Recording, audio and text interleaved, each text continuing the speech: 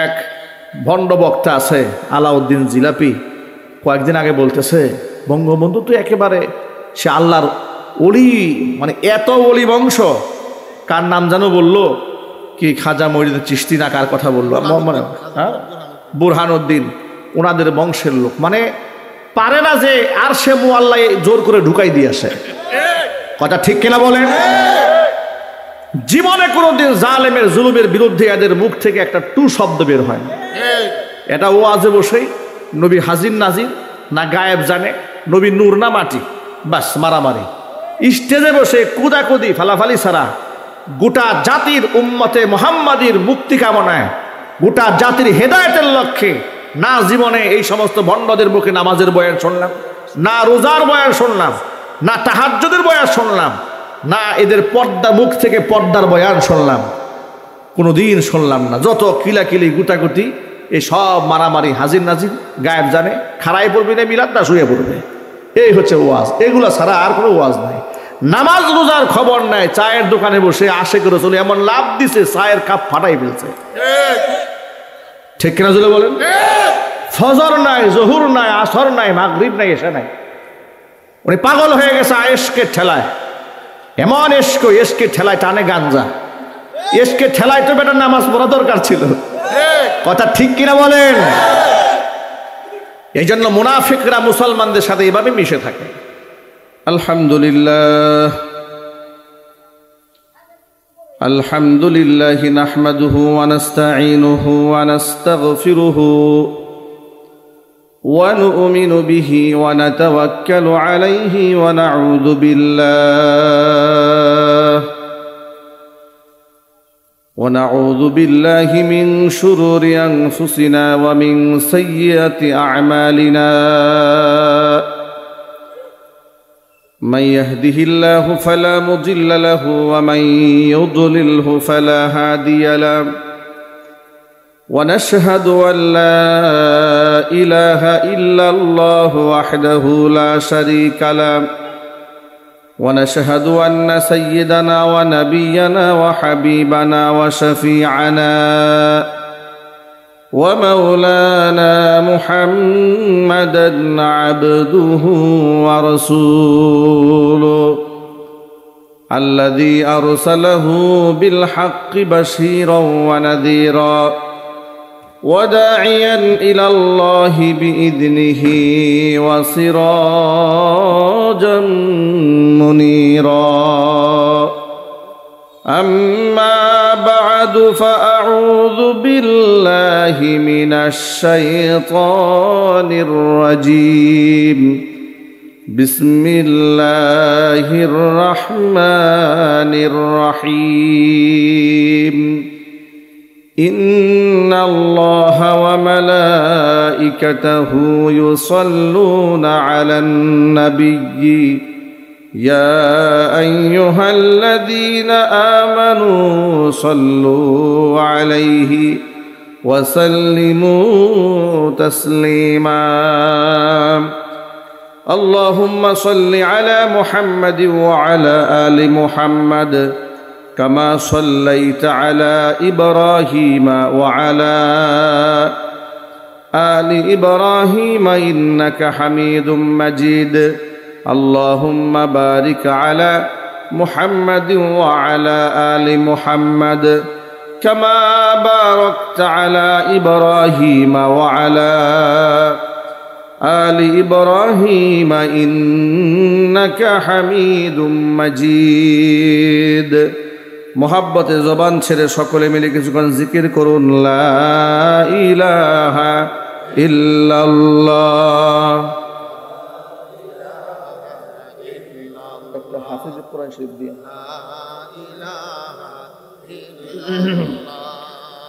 লা ইলাহা ইল্লাল্লাহ, লা ইলাহা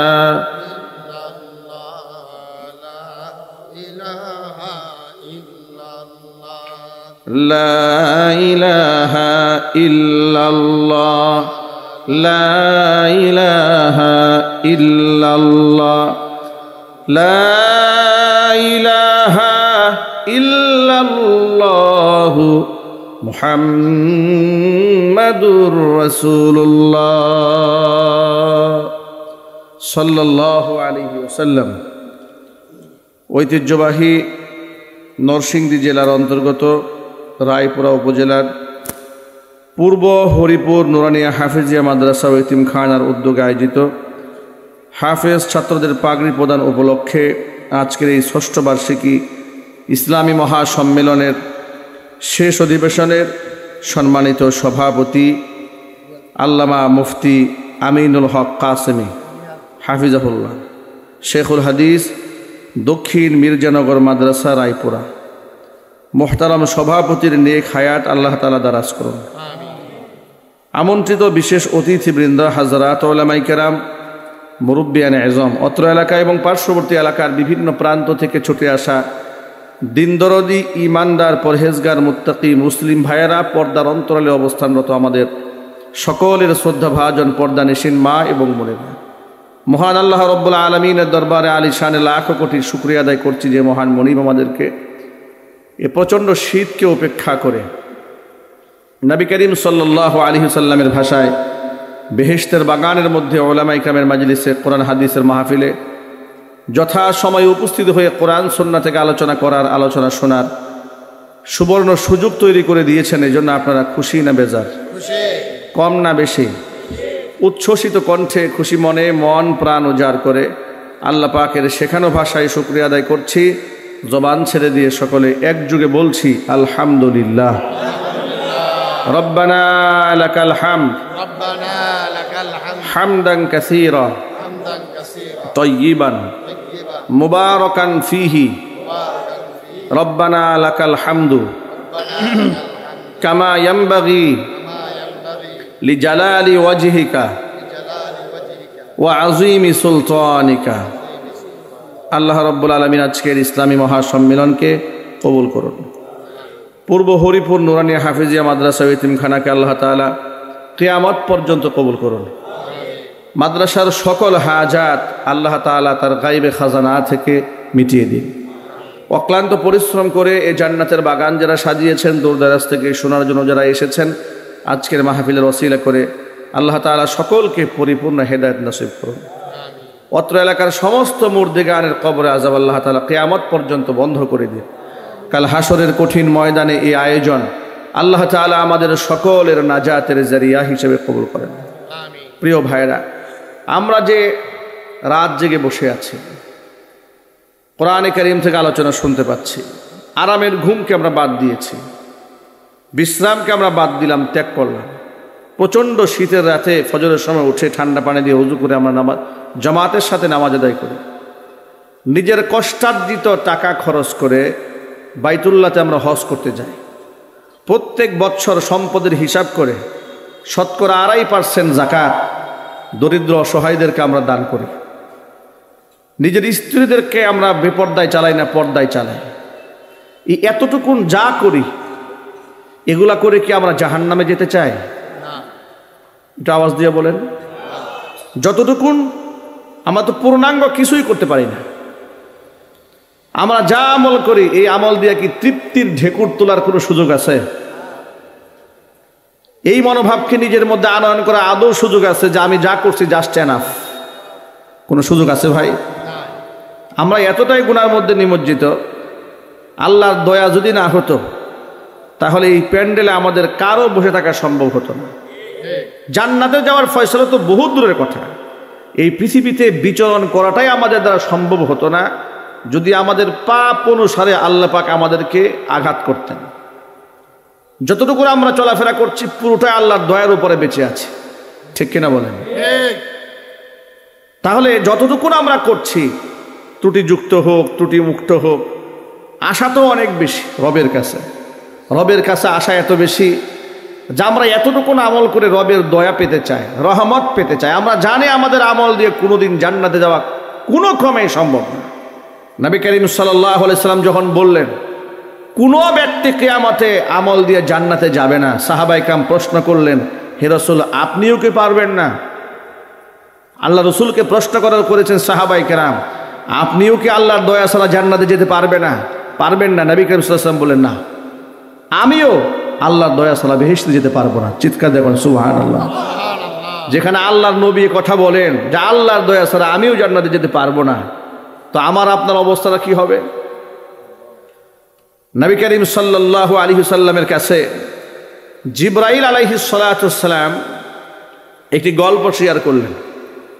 জিবরাইল আলাইহিস সালাতু ওয়াস সালাম বলেন, হে রাসূল, আমি এক ব্যক্তিকে দেখেছি শত শত বছর একটি পাহাড়ের উপর দাঁড়িয়ে জীবিকা নির্বাহ করছে। আল্লাহ পাক সেখানে তার জন্য একটা আনার গাছের ব্যবস্থা করেছেন, সেখান থেকে আনারের রস ভক্ষণ করেন, খান। মিষ্ট পানীয় ঝর্ণা ধারার ব্যবস্থা আল্লাহ পাক করে দিয়েছেন। সারা জিন্দেগিতে আমি যত নবী রসুলদের কাছে বারবার এসেছি আমার জীবদ্দশায়, আমি যতবার ওই পাহাড়ের দিকে তাকিয়েছি আমি ততবার দেখেছি ওই লোকটা সেজদায় পড়ে আছে। রাতের বেলায় তাকে আমি কিয়ামে দেখেছি, দাঁড়িয়ে থাকতে দেখেছি, সিজদারত অবস্থায় দেখেছি। এভাবেই সে গোটা জীবনটা পার করে দিয়েছে। 1 বছর 2 বছর নয়, টানা 500 বছর। এমনকি ইন্তিকালের আগে আল্লাহর কাছে বান্দা আরজি পেশ করলেন, রব্বুল আলামিন, সারাটা জীবন তোমার বন্দি করে কাটিয়ে দিয়েছি, আমার ইন্তিকাল যেন এমন অবস্থায় হয় যে আমি তোমার সামনে সিজদায় পড়ে আছি। আল্লাহ পাক তার সেই তামান্নাও মঞ্জুর করে নিয়েছেন। লোকটা সিজদারত অবস্থায় তার ইন্তেকাল হয়েছে। চিৎকার দেখুন আল্লাহু আকবার। কিয়ামতের দিন আল্লাহ এই বান্দাকে বলবেন, এই ব্যক্তিকে আল্লাহ কিয়ামতের মাঠে বলবেন, তুমি কি তোমার ইবাদত দিয়ে আমার জান্নাতে যেতে চাও নাকি আমার রহমতে যেতে চাও? সে বলবে, আমি আমার ইবাদত দিয়ে জান্নাতে যেতে চাই। আল্লাহ রাব্বুল আলামিন তখন তাকে বলবেন, তো তোমার সারা 500 বছরের ইবাদত এক পাল্লায় দেওয়া হোক, আর আমার দেওয়া নিয়ামত যে 1 ঢোক পানি তুমি পান করেছিলে, ওই সুমিষ্ট ঝর্ণা দ্বারা তোমার কে বানিয়ে দিয়েছিল? তিনি বলেন, আল্লাহ তুমি দিয়েছিলে। 500 বছর আমার ইবাদত করার সুস্থতার নিয়ামত তোমার কে দিয়েছিল? আল্লাহ তুমি দিয়েছিলে।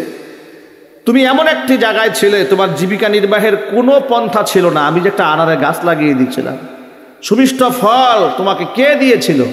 তিনি বললেন, আল্লাহ এগুলো তো তুমিই দান করেছিলে। তো সবই যেহেতু আমি দিয়েছি, তো তোমার ইবাদতটা থাকলো কোথায়? আমি যদি তখন তোমাকে এই এতটুকু পানির ব্যবস্থা না করতাম, তুমি কি 500 বছর সেজদা দিতে পারতে?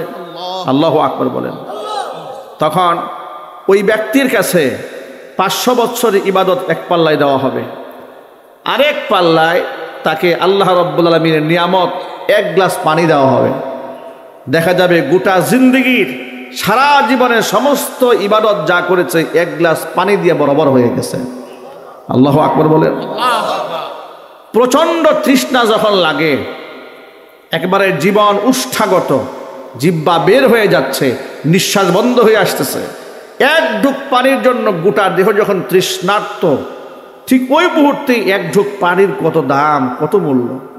কোনো ব্যক্তি যদি ওই সময় তাকে বলে যে তোমার জীবন ভিক্ষা দেওয়া হবে, 1 ঢোক পানি তোমাকে দেওয়া হবে, বিনিময়ে তোমার জীবনের অর্জিত সমস্ত সম্পদ তোমাকে লিখে দিতে হবে, তাহলে সে 1 সেকেন্ড কার্পণ্য করবে না। আল্লাহ রাব্বুল আলামিন হাসরের ময়দানে এই ব্যক্তিকে এমন বেশি তৃষ্ণার্ত বানাবেন, আল্লাহ রাব্বুল আলামিন তৃষ্ণার্ত অবস্থায় তার সামনে পানি পেশ করবেন। আল্লাহ পাক তখন বলবেন, বান্দারে তোকে পানি পান করাবো, তোর সারা জিন্দেগির বন্দেগি যা আছে সব আমারে দিয়ে দে। বান্দা বলবে, আল্লাহ তোমার জন্য আমি যত ইবাদত করেছি সব আমি তোমাকে দিয়ে দিলাম, বিনিময়ে আমাকে 1 ঢোক পানি পান করার সুযোগ করে দাও। আল্লাহ পাক বলবেন, বান্দারে 1 ঢোক পানির জন্য 500 বছর ইবাদত দিয়ে দিলি আমাকে, আর আমি তোকে 500 বছরে হাজার হাজার লিটার পানি বিনা চাহিদায় বিনা চাহাত আমি আল্লাহ পূর্ণ করে দিয়েছি। আল্লাহু আকবার বলেন।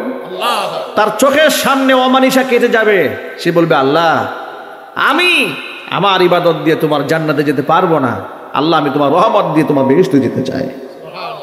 সুতরাং প্রিয় ভাইরা, আমাদের আমল নামার মধ্যে অসংখ্য ত্রুটি, এগুলা দিয়ে আমরা জান্নাতে যেতে পারবো না, কিন্তু আমরা আমল করে আল্লাহ পাকের রহমত পেতে চাই, আল্লাহর দয়া পেতে চাই, ইনশাল্লাহ বলেন।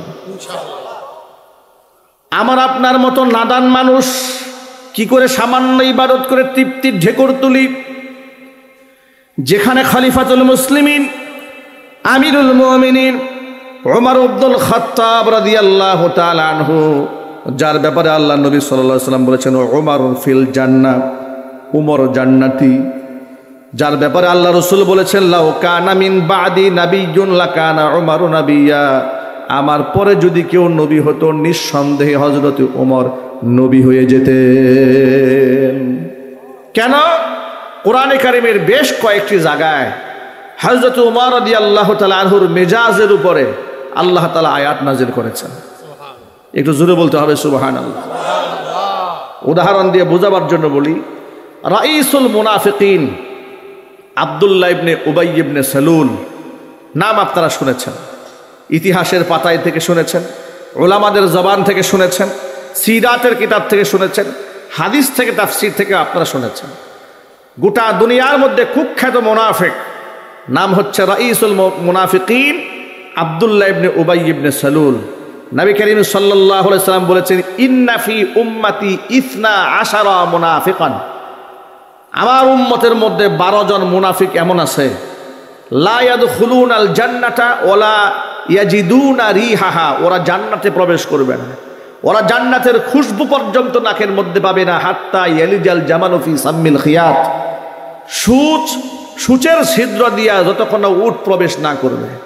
এর মানে একটা সুয়ের ছিদ্র দিয়া উট প্রবেশ করা যেমন অসম্ভব, অনুরূপভাবে এই 12 জন মুনাফিকের জন্য আল্লাহর জান্নাতে যাওয়া ঠিক তেমনই অসম্ভব।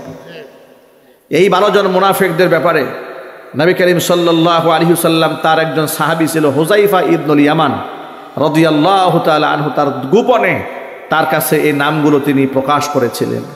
নাম প্রকাশের একটা হেতু আছে, হেতুটা ছিল এই, জিহাদের ময়দান থেকে নবী করিম সাল্লাল্লাহু আলাইহি ওয়াসাল্লাম কাফিলা সহ মদিনায় ঢুকতেছেন, ফিরতেছেন। আল্লাহর হাবিব যখন মদিনার গিরিপথ দিয়ে, খুব গিরি সংকট এলাকা, পাহাড়িয়া গিরিপথ, দুপাশে পাহাড়, মাঝখান থেকে চিপা চিপা গিরিপথ, এই পথগুলা দিয়ে তারা হেঁটে হেঁটে যাচ্ছে। আল্লাহ নবী সাল্লাল্লাহু আলাইহি ওয়াসাল্লাম একটা উটের উপর সওয়ার হয়ে আছেন, উটের রশি ধরে টানতেছেন ওই সাহাবীর নাম আম্মার ইবনে ইয়াসির রাদিয়াল্লাহু তাআলা আনহু।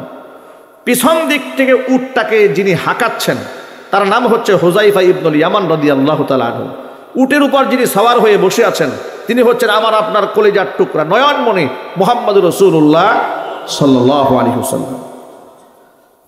কাফেলা থেকে একটু অ্যাডভান্স হয়ে আল্লাহর নবী ওনাদেরকে নিয়ে এগিয়ে যাচ্ছেন। ঠিক এই সুযোগে মুনাফিকরা তো আর মুশরিকদের সাথে থাকে না, মুনাফিকরা থাকে কাদের সাথে?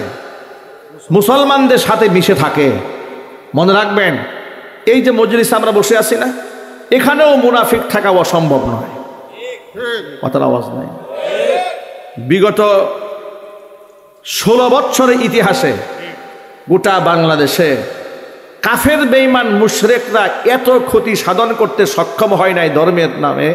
ইসলামের এত ক্ষতি কাফেররাও করে নাই, মুশরিকরাও করে নাই, ইহুদিরাও করে নাই, খ্রিস্টানরাও করে নাই, যতটা ক্ষতি করেছে এই দেশের মুনাফিকরা।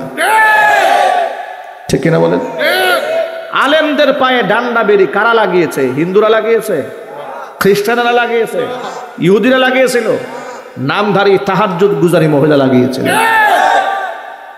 নিজেকে দাবি করত ওলি বংশের লোক, বলে নাই? কথা বলে না কেন? বলেছে ওলি বংশের লোক। এক ভণ্ড বক্তা আছে আলাউদ্দিন জিলাপি, কয়েকদিন আগে বলতেছে বঙ্গবন্ধু তো একেবারে সে আল্লাহর ওলি, মানে এত ওলি বংশ। কার নাম জানো বললো? কি খাজা মঈনুদ্দিন চিশতি না কার কথা বললো?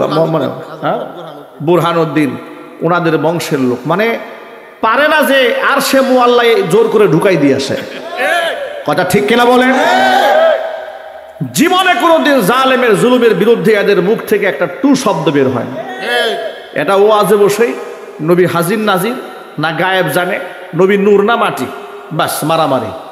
স্টেজে বসে কুদাকুদি ফালাফালি ছাড়া গোটা জাতির উম্মতে মুহাম্মাদির মুক্তি কামনায়, গোটা জাতির হেদায়েতের লক্ষ্যে না জীবনে এই সমস্ত ভণ্ডদের মুখে নামাজের বয়ান শুনলাম, না রোজার বয়ান শুনলাম, না তাহাজ্জুদের বয়ান শুনলাম, না এদের পর্দা মুখ থেকে পর্দার বয়ান শুনলাম, কোনোদিন শুনলাম না। যত কিলাকিলি গুটাগুটি, এই সব মারামারি, হাজির নাজির, গায়েব জানে, খাড়াই পড়বে না মিলাদ না শুয়ে পড়বে, এই হচ্ছে ওয়াজ, এগুলা ছাড়া আর কোনো ওয়াজ নাই। নামাজ রোজার খবর নাই, চায়ের দোকানে বসে আশেক রাসূল এমন লাভ দিছে চায়ের কাপ ফাটাই ফেলছে, ঠিক কিনা জোরে বলেন?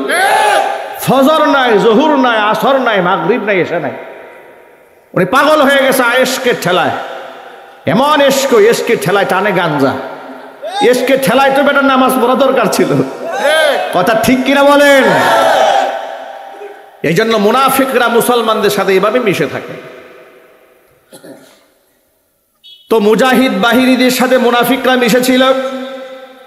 যখন তারা দেখলো আল্লাহর নবী সাল্লাল্লাহু আলাইহি সাল্লাম মদিনাতুল মুনাওয়ারার গিরিপথ দিয়ে ঢুকেছেন, সামনে মাত্র আম্মার ইবনে ইয়াসির একা, পিছনে মাত্র একা হুযায়ফা ইবনুল ইয়ামান, এই সুযোগে যদি আমরা মুহাম্মদ সাল্লাল্লাহু আলাইহি ওয়াসাল্লামকে শেষ করে দিতে পারি আমাদের মিশন সাকসেস। এই জন্য 12 জনে একসাথে মুহাম্মদ সাল্লাল্লাহু আলাইহি ওয়াসাল্লামের উপর ঝাঁপিয়ে পড়েছে। আল্লাহর নবী আল্লাহর পক্ষ থেকে ইশারায় তিনি পিছন দিকে তাকিয়েছেন। হুযায়ফা ইবনুল ইয়ামানকে ডেকে বললেন, হুযায়ফা তোমার হাতে ঢাল আছে? বলে জি হুজুর আছে। ঢাল দিয়া ওদেরকে মোকাবেলা করো। যখনই গিরিপথ থেকে ঘোড়াগুলো আসতেছিল, ঘোড়ার পৃষ্ঠে সওয়ার হয়ে ওরা আসতেছিল, উনি বাম হাত দিয়া ঢাল দিয়া মুখের উপরে এত জোরে আঘাত মারতেছিলেন, চিৎকার দিয়ে আঘাত মারতেছিলেন। হঠাৎ করে 12 জন অতর্কিত হামলা করার পরেও যখন প্রটেস্ট করা হচ্ছে, এদেরকে দফা করা হচ্ছে, ওরা ভয় পেয়ে গেছে। কি ব্যাপার, সামনে তো সংখ্যা খুব কম মনে করেছিলাম, বেশি বেশি আছে নাকি? ভয়ে এগুলো সব পিছপা হয়ে পালায় গেছে। এই ঘটনাকে কেন্দ্র করে মুহাম্মদ সাল্লাল্লাহু আলাইহি ওয়াসাল্লাম এই 12 জন নামের তালিকা হুযায়ফা ইবনুল ইয়ামানের কাছে গোপনে বর্ণনা করেন এবং হুযায়ফা ইবনুল ইয়ামানকে বলে দেন যে এই মুনাফিকদের নাম তুমি পাবলিকলি প্রচার করবে না। যেহেতু তিনি পাবলিকলি প্রচার করতেন না, কিন্তু হুযায়ফা ইবনুল ইয়ামান রাদিয়াল্লাহু তাআলা আনহু মুনাফিকদের নাম জানতেন, এই জন্য তার উপাধি দেওয়া হয়েছিল সাহিবু সিররি রাসূলিল্লাহি সাল্লাল্লাহু আলাইহি ওয়াসাল্লাম, আল্লাহর নবীর গোপন রহস্যবিদ। এই সাহাবীর উপাধি ছিল। আল্লাহু আকবার বলেন। মুনাফিকদের জন্য আল্লাহর নবী সাল্লাল্লাহু আলাইহি ওয়াসাল্লাম যেহেতু দয়ার নবী ছিলেন, মায়ার নবী ছিলেন, কুখ্যাত কাফেরদের জন্য যার অন্তরের মধ্যে মায়া ছিল, মায়া যে ছিল তার হাজারো প্রমাণ ইতিহাসের পাতায়, সিরাতের পাতায় আছে না নাই? আরো জুড়ে বলেন। তায়েফের ময়দানে পাগল বলে আল্লাহর হাবিবকে যখন রক্তাক্ত করা হয়েছিল, জখম করা হয়েছিল, তিনটি জায়গার মধ্যে আল্লাহর নবী বেহুশ হয়ে গিয়েছিলেন। হুশে আসার পরে ফেরেশতা তার কাছে আবদার জানিয়েছিলেন, হে নবীজি আপনি যদি আমাকে পারমিশন দেন 2 পাশ থেকে পাহাড় চাপ দিয়া এদেরকে শেষ করে দেই। আল্লাহ নবী সাল্লাল্লাহু আলাইহি ওয়াসাল্লাম তখনও বদদুয়া করেন নাই, হুজুর বলেছেন ওরা চিনে নাই বিদায় আমার সাথে এই আচরণ করেছে। যেই নবীজির অন্তরে কুখ্যাত কাফেরদের জন্য এত মায়া হয়, মুনাফিকদের জন্য নবীজি সাল্লাল্লাহু আলাইহি ওয়াসাল্লামের মায়া ছিল, যাতে করে আল্লাহ রাব্বুল আলামিন এদেরকে মাফ করে দেন। এই মুনাফিকদের সর্দার আব্দুল্লাহ ইবনে উবাই ইবনে সালুল মারা গেল। মারা যাওয়ার পরে তারই ছেলে আব্দুল্লাহ ইবনে আব্দুল্লাহ, তিনি আবার রাসূল পাক সাল্লাল্লাহু আলাইহি ওয়াসাল্লামের খাঁটি সাহাবী ছিলেন। আল্লাহু আকবার বলেন। বাবা কুখ্যাত মুনাফিক আর ছেলে বিখ্যাত সাহাবী। সুবহানাল্লাহ। ছেলে আল্লাহ রাসূলের কাছে আসলেন, হে আল্লাহর হাবিব, আমি জানি আমার বাবা বড় বেয়াদবি করেছে, আপনার সাথে গুস্তাখি করেছে, মুসলমানদের সাথে অনেক প্রতারণা করেছে, কিন্তু হাজার হলেও আমি তো ছেলে, উনি তো আমার বাবা হন, বাবার প্রতি আমার মায়া আছে। হে নবীজি, আমার বাবাকে কবরে মাদফুন করার জন্য যে কাফনের কাপড়টা পরাবো, এটা দুনিয়ার সাধারণ কাপড় দিয়ে পরাতে চাই না, আপনার ব্যবহৃত একটা জুব্বা দিয়ে দেন। সুবহানাল্লাহ বলবেন না ভাই? ছেলে রসুলের কাছে আসছে বাবার জন্য আবদার করতে, আপনার ব্যবহৃত একটা জুব্বা দেন। হুজুর বলে নিয়ে যাও, জুব্বা নিয়ে যাও। জুব্বা দিয়ে দিলেন। হে রসুল, আমার বাবার জানাজার নামাজের ইমামতি আপনি করবেন। রসুল বলেন আমি করব।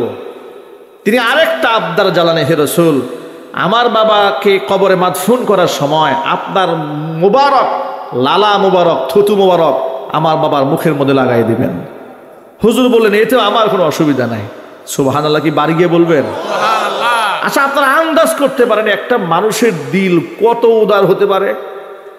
আমি এই হাদিসটা যতবার পড়ি, যতবার বলি, আমার শরীরের পশম শিহরিত হয়ে ওঠে। আমি মনে মনে ভাবি যে আমাদের মনে যে রাগের তৈরি হয়, গুসা তৈরি হয়, আমাদেরকে যখন রশি দিয়া বেঁধে আদালত প্রাঙ্গণে হাজির করা হয়েছে, আমাকে যখন 2.5 বছর কোর্টের বারান্দা দৌড়াতে হয়েছে মিথ্যা মামলা নিয়ে, মাহফিল থেকে ধরে নিয়ে গিয়ে মামলা দিয়েছিল, পকেটে ককটেল পেয়েছে। তখন মনে চাইতো এগুলোকে তলোয়ার দিয়ে কুপায়া হত্যা করে। এত জিদ আসতো মনে, এত ক্ষোভ আসতো। কতবার যে লানত করেছি, কত বদদোয়া এদেরকে দিয়েছি, কুটকুন দোয়া কবুল হয়েছে এটা আল্লাহ পাকই ভালো জানেন। কথা ঠিক কিনা বলেন? এমন আমি একা নয়, এমন হাজার হাজার আলেমদের বদদোয়া, লানত, অভিশাপ এই দলটার উপরে আছে। কথা বলেন। আমি নাম দিয়েছি আওয়ামী জাহিলিয়াত। বিগত 16 বছরের কি নাম দিয়েছি আমি? আওয়ামী জাহিলিয়াত। আলহামদুলিল্লাহ আলহামদুলিল্লাহি নাহমাদুহু ওয়া নাস্তাঈনুহু ওয়া নাস্তাগফিরুহু ওয়া নু'মিনু বিহি ওয়া নাতাওয়াক্কালু আলাইহি ওয়া নাউযু বিল্লাহ ونعوذ بالله من شرور أنفسنا ومن سيئات أعمالنا من يهده الله فلا مضل له ومن يضلله فلا هادي له ونشهد أن لا إله إلا الله وحده لا شريك له ونشهد أن سيدنا ونبينا وحبيبنا وشفيعنا ومولانا محمدا عبده ورسوله الذي أرسله بالحق بشيرا ونذيرا وداعيا إلى الله بإذنه وسراجا منيرا أما بعد فأعوذ بالله من الشيطان الرجيم بسم الله الرحمن الرحيم إن الله وملائكته يصلون على النبي يا أيها الذين آمنوا صلوا عليه وسلموا تسليما اللهم صل على محمد وعلى آل محمد كما صليت على إبراهيم وعلى آل إبراهيم إنك حميد مجيد اللهم بارك على محمد وعلى آل محمد كما باركت على إبراهيم وعلى آل إبراهيم إنك حميد مجيد মোহাব্বতে জবান ছেড়ে সকলে মিলে কিছুক্ষণ জিকির করুন, লা ইলাহা ইল্লাল্লাহ। একটা হাফেজ কোরআন শরীফ দিয়ে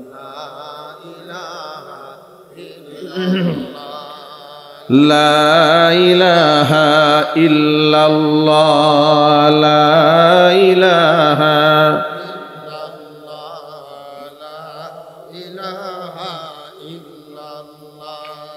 لا إله إلا الله لا إله إلا الله لا إله إلا الله محمد رسول الله صلى الله عليه وسلم।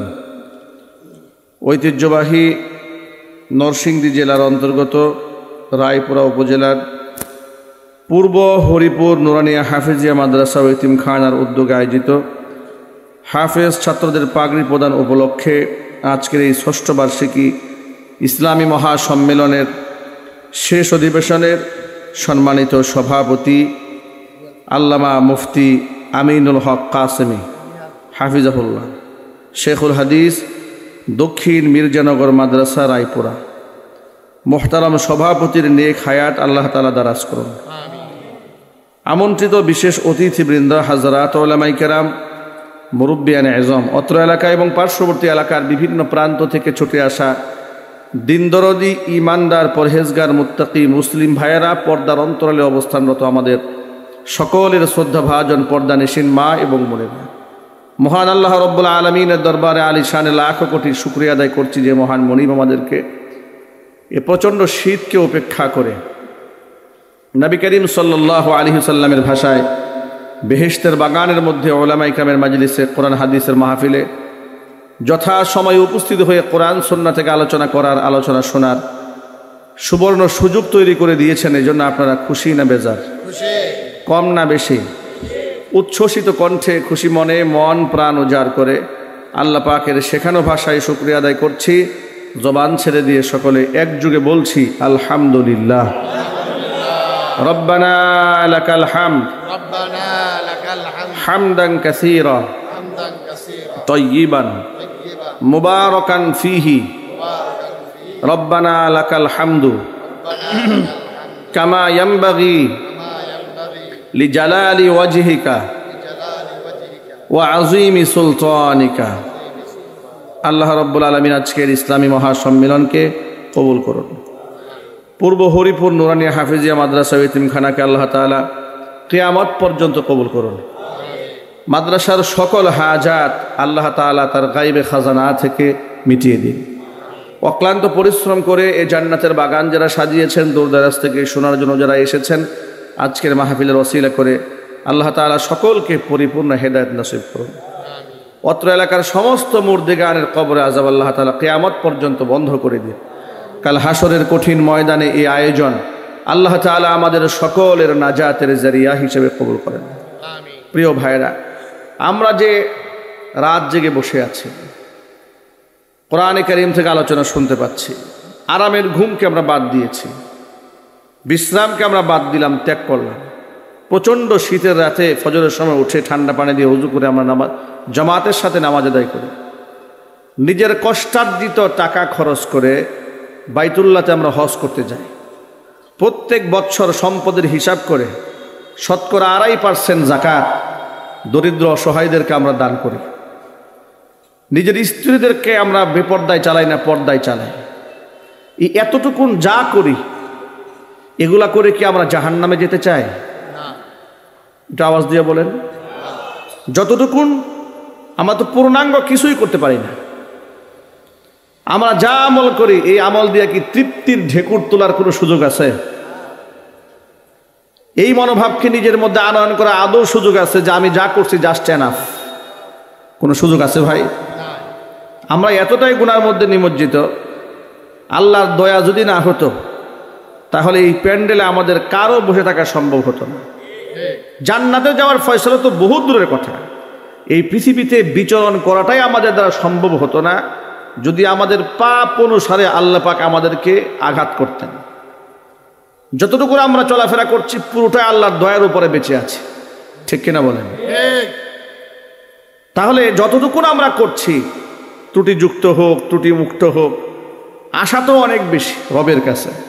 রবের কাছে আশা এত বেশি যে আমরা এতটুকু আমল করে রবের দয়া পেতে চাই, রহমত পেতে চাই। আমরা জানি আমাদের আমল দিয়ে কোনোদিন জান্নাতে যাওয়া কোনো ক্রমেই সম্ভব না। নবী করিম সাল্লাল্লাহু আলাইহি সাল্লাম যখন বললেন কোনো ব্যক্তি কিয়ামতে আমল দিয়ে জান্নাতে যাবে না, সাহাবায়ে কেরাম প্রশ্ন করলেন, হে রাসূল, আপনিও কি পারবেন না?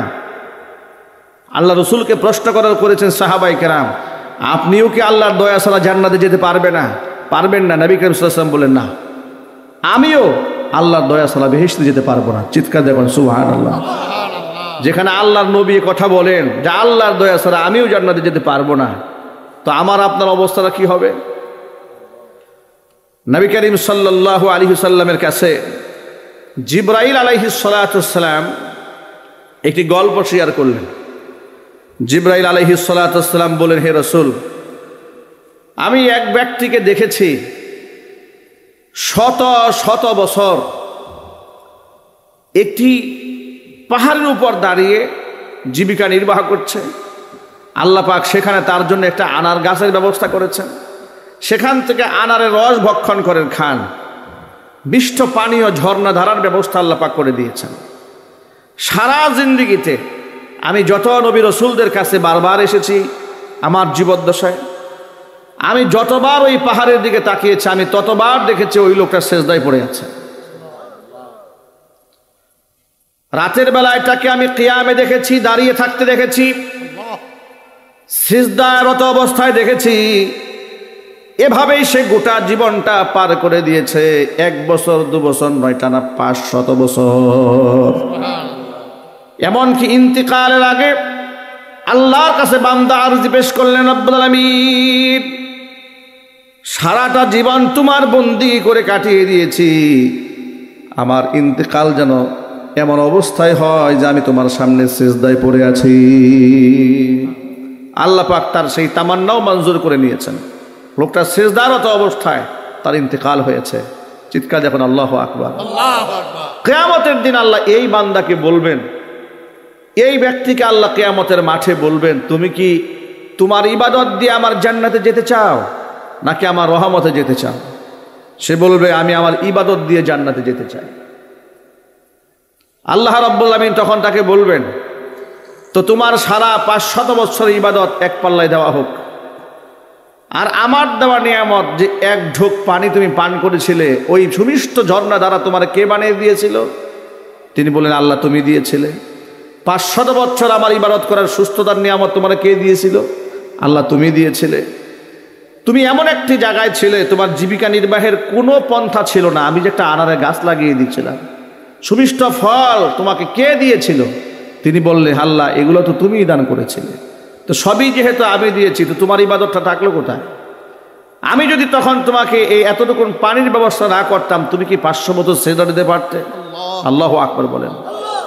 তখন ওই ব্যক্তির কাছে 500 বছরের ইবাদত এক পাল্লায় দেওয়া হবে, আরেক পাল্লায় তাকে আল্লাহ রাব্বুল আলামিনের নিয়ামত 1 গ্লাস পানি দেওয়া হবে। দেখা যাবে গোটা জিন্দেগির সারা জীবনের সমস্ত ইবাদত যা করেছে 1 গ্লাস পানি দিয়ে বরাবর হয়ে গেছে। আল্লাহু আকবার বলেন। প্রচন্ড তৃষ্ণা যখন লাগে, একবারে জীবন উষ্ঠাগত, জিহ্বা বের হয়ে যাচ্ছে, নিঃশ্বাস বন্ধ হয়ে আসতেছে, 1 ঢোক পানির জন্য গোটা দেহ যখন তৃষ্ণার্ত, ঠিক ওই মুহূর্তে 1 ঢোক পানির কত দাম, কত মূল্য। কোনো ব্যক্তি যদি ওই সময় তাকে বলে যে তোমার জীবন ভিক্ষা দেওয়া হবে, 1 ঢোক পানি তোমাকে দেওয়া হবে, বিনিময়ে তোমার জীবনের অর্জিত সমস্ত সম্পদ তোমাকে লিখে দিতে হবে, তাহলে সে 1 সেকেন্ড কার্পণ্য করবে না। আল্লাহ রাব্বুল আলামিন হাসরের ময়দানে এই ব্যক্তিকে এমন বেশি তৃষ্ণার্ত বানাবেন, আল্লাহ রাব্বুল আলামিন তৃষ্ণার্ত অবস্থায় তার সামনে পানি পেশ করবেন। আল্লাহ পাক তখন বলবেন বান্দারে তোকে পানি পান করাবো, তোর সারা জিন্দেগির বন্দেগি যা আছে সব আমারে দিয়ে দে। বান্দা বলবে আল্লাহ তোমার জন্য আমি যত ইবাদত করেছি সব আমি তোমাকে দিয়ে দিলাম, বিনিময়ে আমাকে 1 ঢোক পানি পান করার সুযোগ করে দাও। আল্লাহ পাক বলবেন বান্দারে 1 ঢোক পানির জন্য 500 বছর ইবাদত দিয়ে দিলি আমাকে, আর আমি তোকে 500 বছরে হাজার হাজার লিটার পানি বিনা চাহিদায় বিনা চাহাত আমি আল্লাহ পূর্ণ করে দিয়েছি। আল্লাহু আকবার বলেন। তার চোখের সামনে অমানিসা কেটে যাবে, সে বলবে আল্লাহ আমি আমার ইবাদত দিয়ে তোমার জান্নাতে যেতে পারবো না, আল্লাহ আমি তোমার রহমত দিয়ে তোমার বেহেশতে যেতে চাই। সুতরাং প্রিয় ভাইরা, আমাদের আমল নামার মধ্যে অসংখ্য ত্রুটি, এগুলা দিয়ে আমরা জান্নাতে যেতে পারবো না, কিন্তু আমরা আমল করে আল্লাহ পাকের রহমত পেতে চাই, আল্লাহর দয়া পেতে চাই, ইনশাল্লাহ বলেন। আমার আপনার মতো নাদান মানুষ কি করে সামান্য ইবাদত করে তৃপ্তির ঢেকুর তুলি? যেখানে খলিফাতুল মুসলিমিন আমিরুল মুমিনিন ওমর ইবনুল খাত্তাব রাদিয়াল্লাহু তাআলা আনহু, যার ব্যাপারে আল্লাহ নবী সাল্লাল্লাহু আলাইহি ওয়াসাল্লাম বলেছেন ওমর ফিল জান্নাহ, উমর জান্নাতি, যার ব্যাপারে আল্লাহ রাসূল বলেছেন লাউ কানা মিন বাদি নাবিয়্যুন লাকানা উমরু নাবিয়্যা, আমার পরে যদি কেউ নবী হতো নিঃসন্দেহে হযরত ওমর নবী হয়ে যেতেন। কেন? কোরআনে কারিমের বেশ কয়েকটি জায়গায় হযরত ওমর রাদিয়াল্লাহু তাআলা আনহুর মেজাজের উপরে আল্লাহ তাআলা আয়াত নাযিল করেছেন। একটু জোরে বলতে হবে সুবহানাল্লাহ। উদাহরণ দিয়ে বোঝাবার জন্য বলি, রাইসুল মুনাফিকিন আব্দুল্লাহ ইবনে উবাই ইবনে সালুল নাম আপনারা শুনেছেন, ইতিহাসের পাতায় থেকে শুনেছেন। উলামাদের জবান থেকে শুনেছেন, সিরাতের কিতাব থেকে শুনেছেন, হাদিস থেকে তাফসীর থেকে আপনারা শুনেছেন। গোটা দুনিয়ার মধ্যে কুখ্যাত মুনাফিক নাম হচ্ছে রাইসুল মুনাফিকিন আব্দুল্লাহ ইবনে উবাই ইবনে সালুল। নবী করিম সাল্লাল্লাহু আলাইহি সাল্লাম বলেছেন, ইন্না ফি উম্মতি 12 মুনাফিকান, আমার উম্মতের মধ্যে 12 জন মুনাফিক এমন আছে, লা ইয়াদখুলুনাল জান্নাতা ওয়ালা ইয়াজিদুনা রিহাহা, ওরা জান্নাতে প্রবেশ করবে না, ওরা জান্নাতের খুশবু পর্যন্ত নাকের মধ্যে পাবে না, হাত্তা ইয়ালিজাল জামালু ফি সাম্মিল খিয়াত, সূচের ছিদ্র দিয়া যতক্ষণ উট প্রবেশ না করবে। এর মানে একটা সুয়ের ছিদ্র দিয়া উট প্রবেশ করা যেমন অসম্ভব, অনুরূপভাবে এই 12 জন মুনাফিকের জন্য আল্লাহর জান্নাতে যাওয়া ঠিক তেমনই অসম্ভব। এই 12 জন মুনাফিকদের ব্যাপারে নবী করিম সাল্লাল্লাহু আলাইহি ওয়াসাল্লাম, তার একজন সাহাবী ছিল হুযায়ফা ইবনুল ইয়ামান রাদিয়াল্লাহু তাআলা আনহু, তার গোপনে তার কাছে এই নামগুলো তিনি প্রকাশ করেছিলেন। নাম প্রকাশের একটা হেতু আছে। হেতুটা ছিল এই, জিহাদের ময়দান থেকে নবী করিম সাল্লাল্লাহু আলাইহি ওয়াসাল্লাম কাফিলা সহ মদিনায় ঢুকতেছেন, ফিরতেছেন। আল্লাহর হাবিব যখন মদিনার গিরিপথ দিয়ে, খুব গিরি সংকট এলাকা, পাহাড়িয়া গিরিপথ, দুপাশে পাহাড়, মাঝখান থেকে চিপা চিপা গিরিপথ, এই পথগুলা দিয়ে তারা হেঁটে হেঁটে যাচ্ছে। আল্লাহ নবী সাল্লাল্লাহু আলাইহি ওয়াসাল্লাম একটা উটের উপর সওয়ার হয়ে আছেন, উটের রশি ধরে টানতেছেন ওই সাহাবীর নাম আম্মার ইবনে ইয়াসির রাদিয়াল্লাহু তাআলা আনহু। পিছন দিক থেকে উটটাকে যিনি হাঁকাচ্ছেন তার নাম হচ্ছে হুযায়ফা ইবনুল ইয়ামান রাদিয়াল্লাহু তাআলা আনহু। উটের উপর যিনি সওয়ার হয়ে বসে আছেন তিনি হচ্ছেন আমার আপনার কলিজার টুকরা, নয়নমণি মুহাম্মদুর রাসূলুল্লাহ সাল্লাল্লাহু আলাইহি ওয়াসাল্লাম। কাফেলা থেকে একটু অ্যাডভান্স হয়ে আল্লাহর নবী ওনাদেরকে নিয়ে এগিয়ে যাচ্ছেন। ঠিক এই সুযোগে মুনাফিকরা তো আর মুশরিকদের সাথে থাকে না, মুনাফিকরা থাকে কাদের সাথে? মুসলমানদের সাথে মিশে থাকে। মনে রাখবেন, এই যে মজলিসে আমরা বসে আছি না, এখানেও মুনাফিক থাকা অসম্ভব নয়। কথার আওয়াজ নাই। বিগত 16 বছরের ইতিহাসে গোটা বাংলাদেশে কাফের বেঈমান মুশরিকরা এত ক্ষতি সাধন করতে সক্ষম হয় নাই ধর্মের নামে। ইসলামের এত ক্ষতি কাফেররাও করে নাই, মুশরিকরাও করে নাই, ইহুদিরাও করে নাই, খ্রিস্টানরাও করে নাই, যতটা ক্ষতি করেছে এই দেশের মুনাফিকরা। ঠিক কিনা বলেন? আলেমদের পায়ে ডান্ডা বেরি কারা লাগিয়েছে? হিন্দুরা লাগিয়েছে, খ্রিস্টানরা লাগিয়েছে, ইহুদিরা লাগিয়েছিল, নামধারী তাহাজ্জুদ গুজারি মহিলা লাগিয়েছিল। নিজেকে দাবি করত ওলি বংশের লোক, বলে নাই?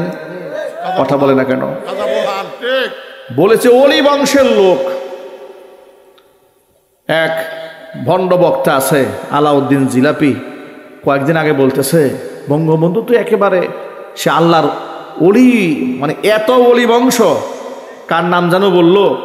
কি খাজা মঈনুদ্দিন চিশতি না কার কথা বললো? বুরহানুদ্দিন, ওনাদের বংশের লোক। মানে পারে না যে আর সে মুআল্লা জোর করে ঢুকাই দিয়ে আসে। কথা ঠিক কিনা বলেন? জীবনে কোনোদিন জালেমের জুলুমের বিরুদ্ধে এদের মুখ থেকে একটা টু শব্দ বের হয় না। এটা ওয়াজে বসেই নবী হাজির নাজির না গায়েব জানে, নবী নূর না মাটি, বাস মারামারি। স্টেজে বসে কুদাকুদি ফালাফালি ছাড়া গোটা জাতির উম্মতে মুহাম্মাদির মুক্তি কামনায়, গোটা জাতির হেদায়েতের লক্ষ্যে না জীবনে এই সমস্ত ভণ্ডদের মুখে নামাজের বয়ান শুনলাম, না রোজার বয়ান শুনলাম, না তাহাজ্জুদের বয়ান শুনলাম, না এদের পর্দা মুখ থেকে পর্দার বয়ান শুনলাম, কোনোদিন শুনলাম না। যত কিলাকিলি গুটাগুটি, এই সব মারামারি, হাজির নাজির, গায়েব জানে, খাড়াই পড়বে না মিলাদ না শুয়ে পড়বে, এই হচ্ছে ওয়াজ। এগুলো ছাড়া আর কোনো ওয়াজ নাই। নামাজ রোজার খবর নাই, চায়ের দোকানে বসে আশে করে চলে এমন লাভ দিছে চায়ের কাপ ফাটাই ফেলছে। ঠিক কিনা চলে বলেন? ফজর নাই, জহুর নাই, আসর নাই, মাগরিব নাই, এশা নাই। উনি পাগল হয়ে গেছে আয়েশকের ঠেলায়। এমন এশকের ঠেলায় টানে গাঞ্জা। এশকের ঠেলায় তো বেটার নামাজ পড়া দরকার ছিল। কথা ঠিক কিনা বলেন? এই জন্য মুনাফিকরা মুসলমানদের সাথে এইভাবে মিশে থাকে। তো মুজাহিদ বাহিনীদের সাথে মুনাফিকরা মিশেছিল। যখন তারা দেখলো আল্লাহর নবী সাল্লাল্লাহু আলাইহি ওয়াসাল্লাম মদিনাতুল মুনাওয়ারার গিরিপথ দিয়ে ঢুকেছেন, সামনে মাত্র আম্মার ইবনে ইয়াসির একা, পিছনে মাত্র একা হুযায়ফা ইবনুল ইয়ামান। এই সুযোগে যদি আমরা মুহাম্মদ সাল্লাল্লাহু আলাইহি ওয়াসাল্লামকে শেষ করে দিতে পারি, আমাদের মিশন সাকসেস। এই জন্য 12 জনে একসাথে মুহাম্মদ সাল্লাল্লাহু আলাইহি ওয়াসাল্লামের উপর ঝাঁপিয়ে পড়েছে। আল্লাহর নবী আল্লাহর পক্ষ থেকে ইশারায় তিনি পিছন দিকে তাকিয়েছেন। হুযায়ফা ইবনুল ইয়ামানকে ডেকে বললেন, হুযায়ফা তোমার হাতে ঢাল আছে? বলে, জি হুজুর আছে। ঢাল দিয়া ওদেরকে মোকাবেলা করো। যখনই গিরিপথ থেকে ঘোড়াগুলো আসতেছিল, ঘোড়ার পৃষ্ঠে সওয়ার হয়ে ওরা আসতেছিল, উনি বাম হাত দিয়া ঢাল দিয়া মুখের উপরে এত জোরে আঘাত মারতেছিলেন, চিৎকার দিয়ে আঘাত মারতেছিলেন। হঠাৎ করে 12 জন অতর্কিত হামলা করার পরেও যখন প্রটেস্ট করা হচ্ছে, এদেরকে দফা করা হচ্ছে, ওরা ভয় পেয়ে গেছে। কি ব্যাপার, সামনে তো সংখ্যা খুব কম মনে করেছিলাম, বেশি বেশি আছে নাকি? ভয়ে এগুলো সব পিছপা হয়ে পালায় গেছে। এই ঘটনাকে কেন্দ্র করে মুহাম্মদ সাল্লাল্লাহু আলাইহি ওয়াসাল্লাম এই 12 জন নামের তালিকা হুযায়ফা ইবনুল ইয়ামানের কাছে গোপনে বর্ণনা করেন এবং হুযায়ফা ইবনুল ইয়ামানকে বলে দেন যে এই মুনাফিকদের নাম তুমি পাবলিকলি প্রচার করবে না। যেহেতু তিনি পাবলিকলি প্রচার করতেন না, কিন্তু হুযায়ফা ইবনুল ইয়ামান রাদিয়াল্লাহু তাআলা আনহু মুনাফিকদের নাম জানতেন। এই জন্য তার উপাধি দেওয়া হয়েছিল সাহিবু সিররি রাসূলিল্লাহি সাল্লাল্লাহু আলাইহি ওয়াসাল্লাম, আল্লাহর নবীর গোপন রহস্যবিদ। এই সাহাবীর উপাধি ছিল। আল্লাহু আকবার বলেন। মুনাফিকদের জন্য আল্লাহর নবী সাল্লাল্লাহু আলাইহি ওয়াসাল্লাম যেহেতু দয়ার নবী ছিলেন, মায়ার নবী ছিলেন, কুখ্যাত কাফেরদের জন্য যার অন্তরের মধ্যে মায়া ছিল, মায়া যে ছিল তার হাজারো প্রমাণ ইতিহাসের পাতায়, সিরাতের পাতায় আছে না নাই? আরো জোরে বলেন। তায়েফের ময়দানে পাগল বলে আল্লাহর হাবিবকে যখন রক্তাক্ত করা হয়েছিল, জখম করা হয়েছিল, তিনটি জায়গার মধ্যে আল্লাহর নবী বেহুশ হয়ে গিয়েছিলেন। হুশে আসার পরে ফেরেশতা তার কাছে আবদার জানিয়েছিলেন, হে নবীজি, আপনি যদি আমাকে পারমিশন দেন, 2 পাশ থেকে পাহাড় চাপ দিয়া এদেরকে শেষ করে দেই। আল্লাহ নবী সাল্লাল্লাহু আলাইহি ওয়াসাল্লাম তখনও বদদুয়া করেন নাই। হুজুর বলেছেন, ওরা চিনে নাই বিদায় আমার সাথে এই আচরণ করেছে। যেই নবীজির অন্তরে কুখ্যাত কাফেরদের জন্য এত মায়া হয়, মুনাফিকদের জন্য নবীজি সাল্লাল্লাহু আলাইহি ওয়াসাল্লামের মায়া ছিল, যাতে করে আল্লাহ রাব্বুল আলামিন এদেরকে মাফ করে দেন। এই মুনাফিকদের সর্দার আব্দুল্লাহ ইবনে উবাই ইবনে সালুল মারা গেল। মারা যাওয়ার পরে তারই ছেলে আব্দুল্লাহ ইবনে আব্দুল্লাহ, তিনি আবার রাসূল পাক সাল্লাল্লাহু আলাইহি ওয়াসাল্লামের খাঁটি সাহাবী ছিলেন। আল্লাহু আকবার বলেন। বাবা কুখ্যাত মুনাফিক আর ছেলে বিখ্যাত সাহাবী। সুবহানাল্লাহ। ছেলে আল্লাহ রাসূলের কাছে আসলেন, হে আল্লাহর হাবিব, আমি জানি আমার বাবা বড় বেয়াদবি করেছে, আপনার সাথে গুস্তাখি করেছে, মুসলমানদের সাথে অনেক প্রতারণা করেছে, কিন্তু হাজার হলেও আমি তো ছেলে, উনি তো আমার বাবা হন, বাবার প্রতি আমার মায়া আছে। হে নবীজি, আমার বাবাকে কবরে মাদফুন করার জন্য যে কাফনের কাপড়টা পরাবো, এটা দুনিয়ার সাধারণ কাপড় দিয়ে পরাতে চাই না, আপনার ব্যবহৃত একটা জুব্বা দিয়ে দেন। সুবহানাল্লাহ বলবেন না ভাই? ছেলে রসুলের কাছে আসছে বাবার জন্য আবদার করতে, আপনার ব্যবহৃত একটা জুব্বা দেন। হুজুর বলে, নিয়ে যাও, জুব্বা নিয়ে যাও। জুব্বা দিয়ে দিলেন। হে রসুল, আমার বাবার জানাজার নামাজের ইমামতি আপনি করবেন। রসুল বলেন, আমি করব। তিনি আরেকটা আবদার জ্বালানে, হে রসুল, আমার বাবাকে কবরে মাদফুন করার সময় আপনার মুবারক, লালা মুবারক, থুতু মুবারক আমার বাবার মুখের মধ্যে লাগাই দিবেন। হুজুর বললেন, এতেও আমার কোনো অসুবিধা নাই। সুবহানাল্লাহ কি বাড়ি গিয়ে বলবেন? আচ্ছা, আপনারা আন্দাজ করতে পারেন একটা মানুষের দিল কত উদার হতে পারে? আমি এই হাদিসটা যতবার পড়ি, যতবার বলি, আমার শরীরের পশম শিহরিত হয়ে যায়। আমি মনে মনে ভাবি যে আমাদের মনে যে রাগের তৈরি হয়, গুসা তৈরি হয়, আমাদেরকে যখন রশি দিয়া বেঁধে আদালত প্রাঙ্গণে হাজির করা হয়েছে, আমাকে যখন 2.5 বছর কোর্টের বারান্দা দৌড়াতে হয়েছে মিথ্যা মামলা নিয়ে, মাহফিল থেকে ধরে নিয়ে গিয়ে মামলা দিয়েছিল, পকেটে ককটেল পেয়েছে, তখন মনে চাইতো এগুলোকে তলোয়ার দিয়ে কুপায়া হত্যা করে। এত জিদ আসতো মনে, এত ক্ষোভ আসতো।